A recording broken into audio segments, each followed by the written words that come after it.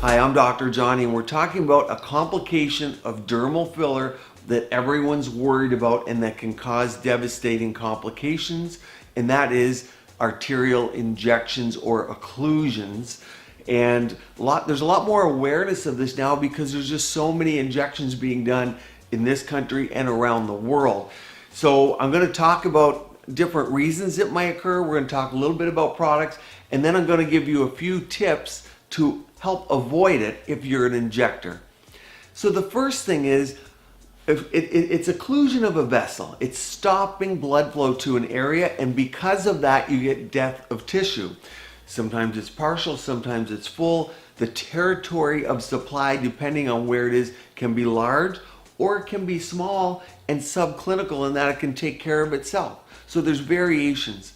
One point of debate that we always have: can it be intra-arterial? Well, yes, but can it be extra-arterial? So can it be compressive?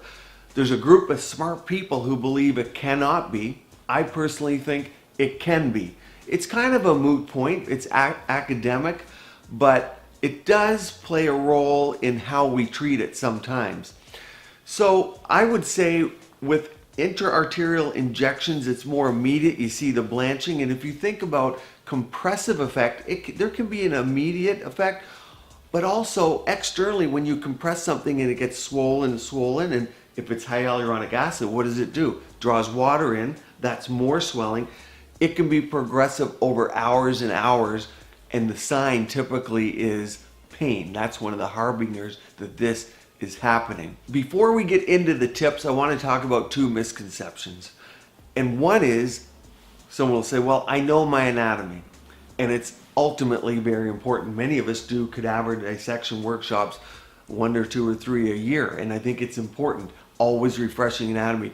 The problem is, this happens to the best injectors in the world who know everything about anatomy and do this on a daily basis because A, you're in the area that these vessels are, but more importantly, B, there's variations in anatomy. We're all built different, so you can know perfectly where you believe something is, and on a given individual, it isn't there. And this can happen 20, 30, 40% of the time. Vessels and nerves can be in a different area. The second one is people use vein finders or devices where they look for veins. It's great for bruising because you can avoid the veins where you're injecting.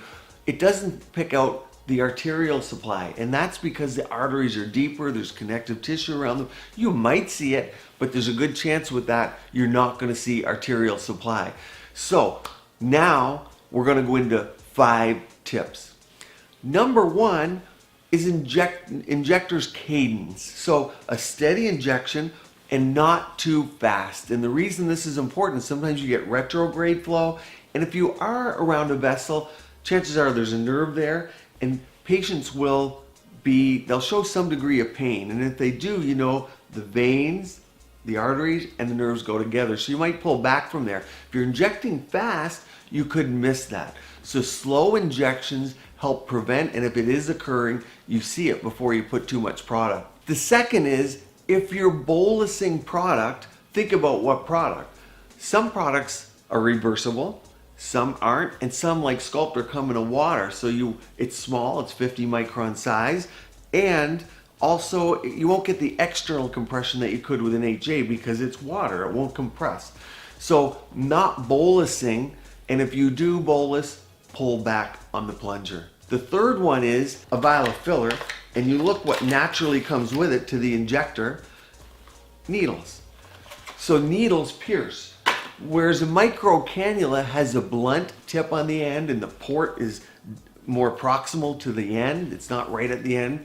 And because it's blunt, it goes around the vessels and nerves. Sure, it's more comfortable, you can reach more areas, but there's perceived to be a safety benefit amongst all the other benefits going around the nerves as opposed to piercing them. The next one is injecting perpendicular to the vessel as opposed to with it. And that's where knowing your anatomy does help a lot. If you know a vessel runs this way and you inject with it, if you go in it, you're much likely to cannulate a longer area. If you go across it, you might bruise someone, but it's less likely that you're going to inject in the lumen of the vessel. So injecting perpendicular, that's why you see, one of the reasons you see people inject the nasolabial fold, one of the most dangerous areas to inject, yet it's where we all learn. That's why you see them inject sometimes in what we called old school ferning method, because the vessel goes this way in that fold, and of course it connects to the upper face, which is quite dangerous. The nose, the forehead, and the nasal fold are the three most dangerous areas for this. The fifth way to help prevent this is by using a threading technique when possible. And I talked about bolusing and what's involved with that. When you do bolus and you pull back, of course, hold it for 6-7 seconds. It's not foolproof, but it's part of it. The last one here, threading. The idea is if you're moving constantly and you're watching the skin, you're unlikely to bolus in one area or put too much in one area. So the threading technique in and of itself is likely safer. Here's the curious thing I always, when I'm training, I see people do, and I just don't know why.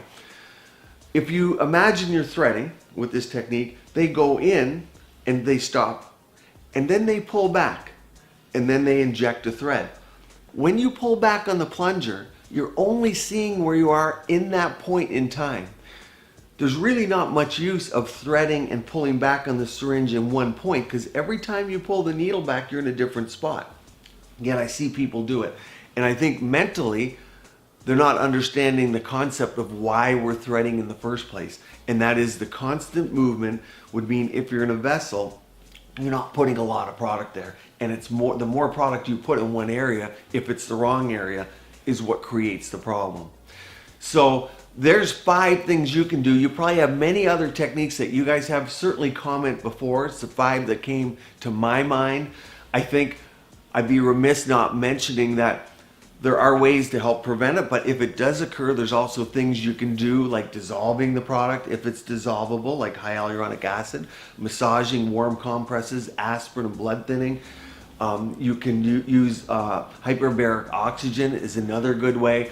I will mention that things like if you put nitrates to give yourself more blood flow to the area, or if you use things like Cialis or Viagra, some people take those, so that there's more blood flow to the area, you can get that steal phenomena.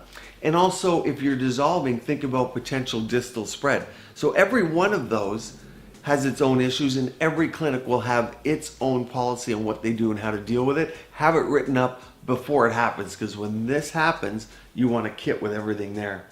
So that's arterial occlusions, whether it's intravascular or extravascular.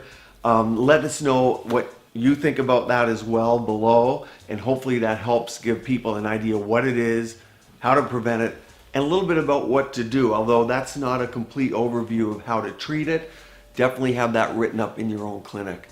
Thanks for joining me here. I look forward to your comments. Also join me over on Instagram and subscribe to this channel for continued helpful tips. Keep your skin and body beautiful, healthy, and vibrant.